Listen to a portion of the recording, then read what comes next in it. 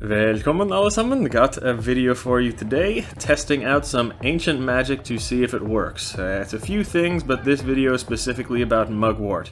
It was taken for many magical purposes and health purposes over the thousands of years. See my full video about Mugwort that I did a while back, but one of the main purposes that I'm going to be speaking about in this video was for endurance. So I'm testing it out the ancient Roman way for the 10K run I'm competing in, and also I'm going to tell you about how the ancient Roman soldiers used this method.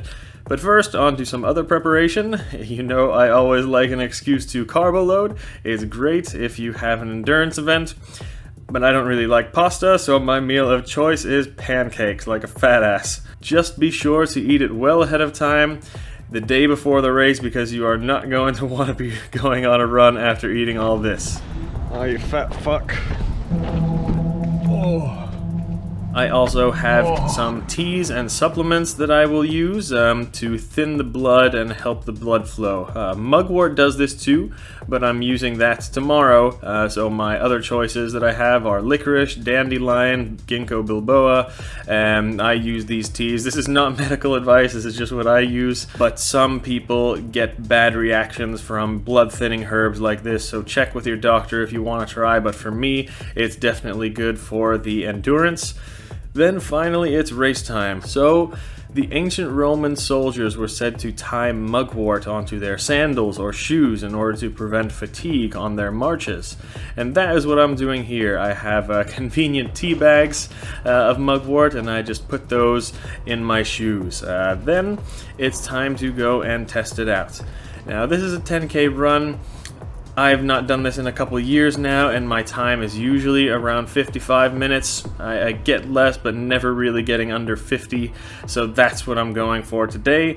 I know that's not fast, but I'm a fat bastard, okay? I'm big, I'm about 105 kilos, and I don't know anyone else my size who can run it in that time, so give me a break, please. And I'm also a sprinter anyway. Great at the 1 to 200 meter, but I am not built for distance, but I'm giving it my best here. Anyways, fast forward to the end of the race to see what my time is.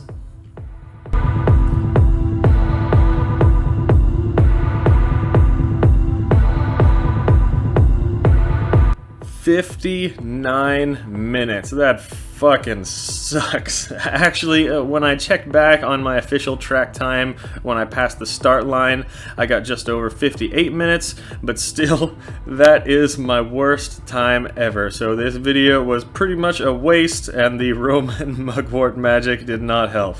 I will say though, my lungs were feeling great. My lungs were feeling amazing. I was breathing super easy. It was actually my muscles and joints that were feeling the pain and slowing me down in this race. So maybe with some training, this would work a bit better. I usually only run about 5K when I'm training by myself, and this is a 10K, which I haven't done for 2 years now.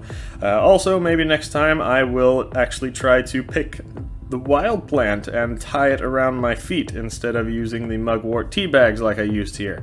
But this is what herbal remedies and magic is. It's what it's about. Before in history, you know, we had elders and healers who knew these things. They were like doctors, and they could tell us what works best. They had experience over hundreds of generations of practice using this natural medicine and remedies. This knowledge today, unfortunately though, has been lost for the most part. So we really have to uncover these things, this old knowledge. We have a lot of it in writing from very old sources. We just have to figure out what's the best way to go about doing it, and we have to experiment with these things ourselves. So give it a try. Love to see if you guys have any good results with this, but that's all I'll say for today. Vi ses nästa gång.